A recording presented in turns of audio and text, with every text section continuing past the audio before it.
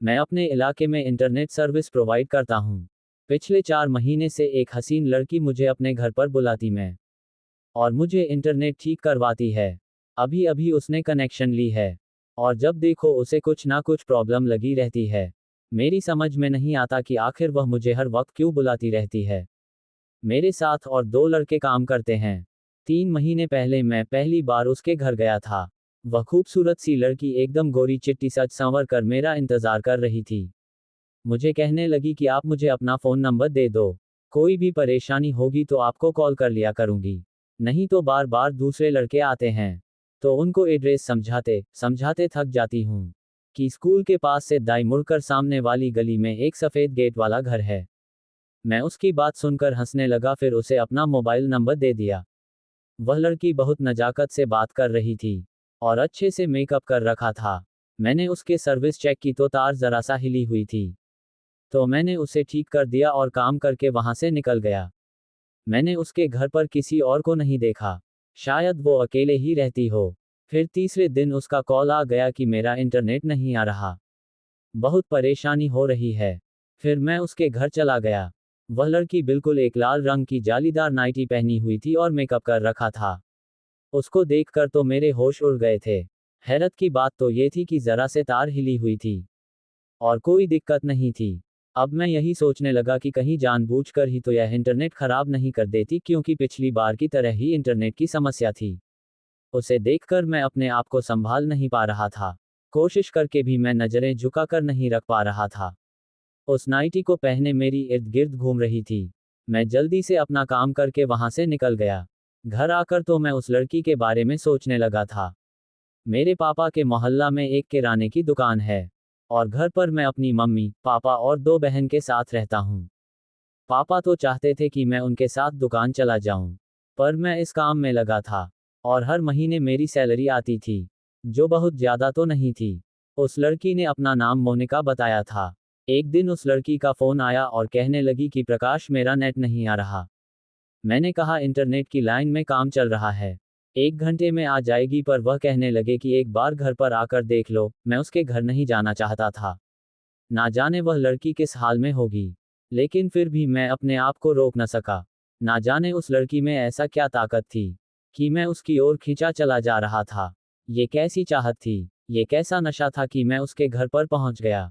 जब मैं उसके घर की बिल बजाई तो लड़की ने वहीं से आवाज दिया, मैं बाथरूम में हूं, आप अंदर जाकर चेक कर लीजिए। मैं घर के अंदर घुस गया था। उस समय घर पर और कोई नहीं था। चेक करने के लिए कुछ भी नहीं था, क्योंकि लाइन बाहर से कटी हुई थी। फिर भी मैं राउटर के पास जाकर देखने लगा। तभी वह लड़की बाथरूम से निकल गई और उसको देखकर तो मेरी जान निकल गई। मैं उसको देखते ही घबरा गया और कहने लगा, मैडम मैं बाद में आता हूँ। वह तुरंत मेरे पास आ गई और मेरा हाथ पकड़ लिया। कहने लगी, कोई बात नहीं, जरा चेक कर लो तो फिर चले जाना। उसके बाल बिल्कुल गीले थे जो कि उसके कंधे में गिर रहे थे और उसने सफेद रंग की टॉवल लपेट रखी थी और उसके पैर और कंधे साफ नजर आ रहे थे। उसे देखकर मैं मदहोश होने लगा और वहां रुकना ठीक नहीं समझा। घबराहट में मैं उठ खड़ा हुआ और कहा, कुछ देर में इंटरनेट आ जाएगा। पर मोनी ने मेरा हाथ पकड़ लिया और मेरी सांसें रुकने लगी और मैं भी सोचने लगा कि आखिर मुझसे क्या चाहती है। किसी तरीके से बच के मैं उसके घर से निकल गया था। मेरे पास मौका था, पर मैं नहीं चाहता था कि मैं उसके साथ कुछ ऐसा वैसा कर दूं जिसके लिए मैं मुझे यह उसे अफसोस रहे। जिस वजह से मैं उसके घर से निकल आया था। मैं ही जानता हूं कि मैं कैसे अपने आप को संभालना, पर मैं उसी के ख्याल में खोया रहता था। जब भी मैं रात को सोता था, बस उसी के बारे में सोचता रहता था, लेकिन काम खत्म करके मैं रात को सो रहा था। शायद रात के 12 बजे बज रहे थे कि तभी उस लड़की का फोन आ गया। कहने लगे, मेरा इंटरनेट नहीं आ रहा है, एक बार आकर चेक कर दीजिए। मैंने मजाक के अंदाज में कहा, मैडम रात के 11 बज रहे हैं, अब आप सो जाएं, सुबह मैं देख लूंगा। उस दिन बाहर बहुत ठंड हो रही थी और मैं रजाई में घुसकर लगभग सो ही गया था। बस उसके फोन से ही मेरी नींद खुली थी। शायद किसी और ने फोन किया होता तो मैं रिसीव भी नहीं करता, पर ना जाने उसका कॉल देखकर मुझे क्या हो गया था कि मैं उसका कॉल रिसीव कर लिया था। वह प्यार से कहने लगी, मूवी देख रही हूँ, बहुत परेशान हूँ, अगर आप नहीं आओगे तो ये तो बीच में ही अटक गई है। आखिर आपके इंटरनेट में बार बार प्रॉब्लम क्यों आ जाती है? मैंने कहा, मैडम आपकी तार हिल जाती है। जरा तार को ठीक कर लो, नेट आ जाएगी। मैं सुबह आकर देख जाऊंगा, अभी तो मैं रजाई के अंदर घुसकर सो रहा हूँ। उसने कहा, मैं इस बात की आपको पैसे दे दूंगी, बस आप आकर एक बार चेक कर जाओ। इतने प्यार से बार बार रिक्वेस्ट कर रही थी कि मजबूरन मुझे रजाई से निकलना पड़ा। मैं अपनी बाइक उठाए और ठंड में कांपता हुआ मोनी के घर के पास पहुंच गया। उसके घर के पास आकर मैंने उसे कॉल की तो उसने कहा, मैं दरवाजा खोल रही हूँ। मैं वही खड़ा खड़ा कांप रहा था, पर उसने अब तक दरवाजा नहीं खोला था। मैंने दोबारा कॉल किया तो उसने कॉल काट दी। अब मैं सोच में पड़ गया कि मैं इतनी दूर से आया हूँ और ये लड़की आखिर दरवाजा क्यों नहीं खोल रही है। अब मैं घर की बेल बजा दी तो एक औरत ने दरवाजा खोला और कहने लगी, क्या चाहिए। मोनी पीछे खड़ी हुई थी और मुझे इशारा करने लगी कि मैं कुछ ना बताऊं। मैंने सोचा शायद उसकी माँ होगी तो मैंने कहा, आंटी इस एरिया में इंटरनेट की प्रॉब्लम की कंप्लेंट आई थी। तभी उसने अपनी मोबाइल चेक की और कहा, नेट तो नहीं आ रही है, पर तुम्हें ध्यान रखना चाहिए कि अभी रात को कितने बज रहे हैं और तुम इतनी रात को हमारे घर पर आ गए हो। घर पर मैं जवान बहू है, तुम लोगों को थोड़ी भी तमीज नहीं है क्या।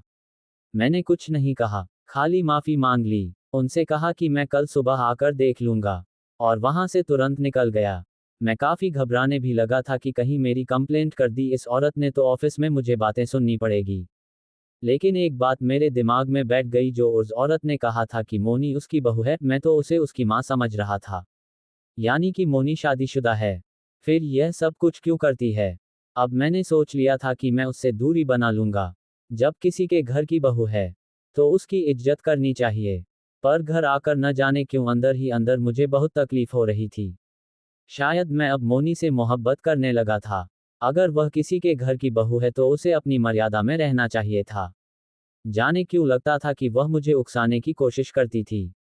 कुछ दिनों तक तो उसका फोन नहीं आया।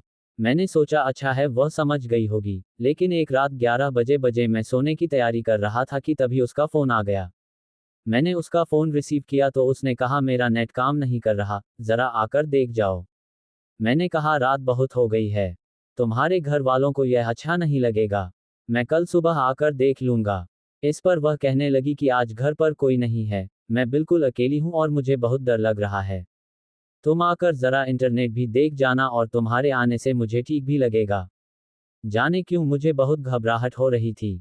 मैंने कहा, देखो तुम शादीशुदा हो, इस तरीके से मैं तुम्हारे घर पर इतनी रात को नहीं आ सकता।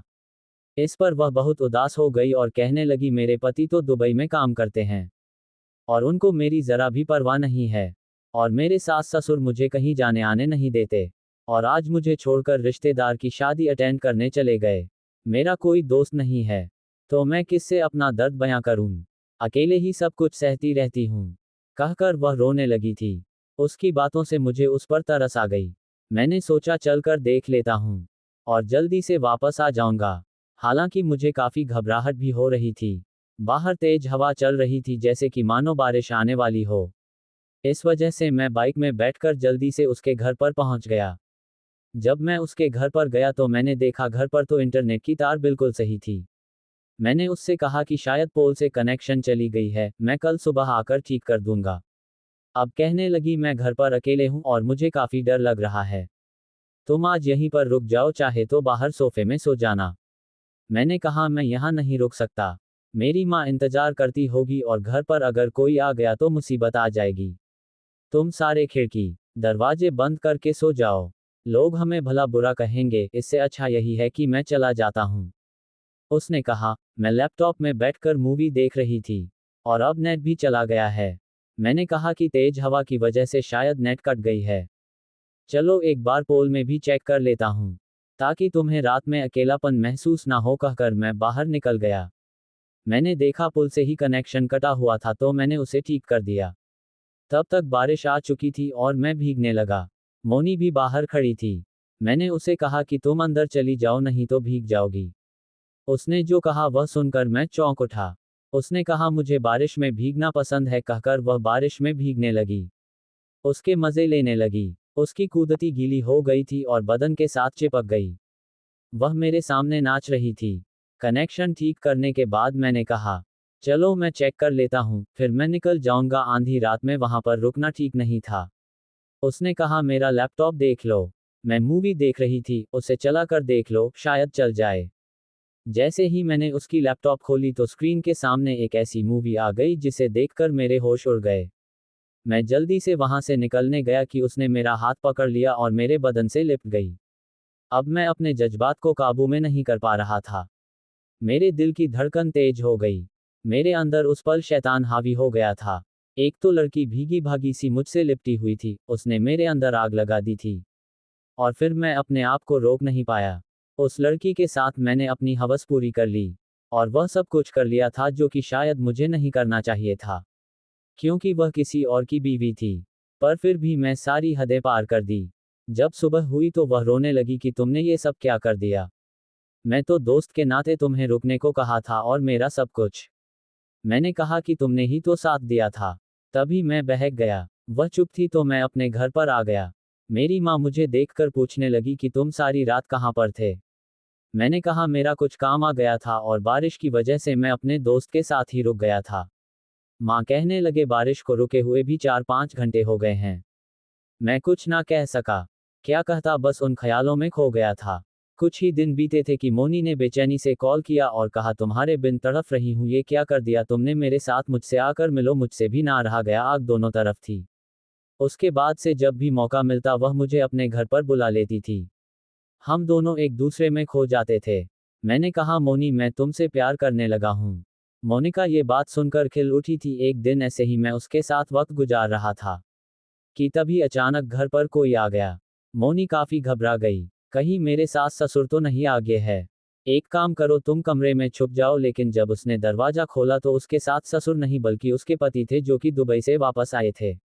मोनी उसको देखकर बिल्कुल चौंक उठी। वह सीधे बेडरूम में आ गए और कहा मोनी मैं तुम्हें सरप्राइज देना चाहता था। मोनिका ने कहा पहले आप फ्रेश हो जाइए, लेकिन उसका पति नहीं माना और उसके साथ प्यार करने लगा। मोनी उसका पूरा साथ दे रही थी और ये देखकर मेरे दिल में मानो आग लग गई थी कि वह मेरी मोहब्बत के साथ यह सब कुछ कर रहा है। ना जाने क्यों मुझे बहुत जलन होने लगी थी। सब खत्म होने के बाद जब उसका पति बाथरूम गया तो मोनी ने कहा तुम जल्दी से यहाँ से निकल जाओ। मैंने कहा ये सब कुछ क्या है। मोनी एक तरफ तो तुम मेरे साथ रिश्ता बना रखी हो और फिर तुम अपने पति के साथ यह सब कुछ कैसे कर सकती हो। उसने कहा फिलहाल तुम यहाँ से जाओ, मैं तुमसे बाद में बात करती हूँ। उस वक्त मैं अपने घर चला आया था।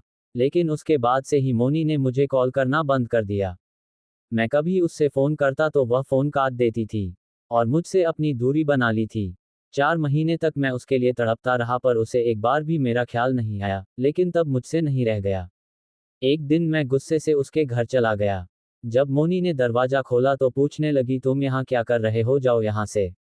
मैंने कहा मैं तुमसे बात करना चाहता हूँ। तुम मुझे अपने आप से इस तरह से दूर नहीं कर सकती।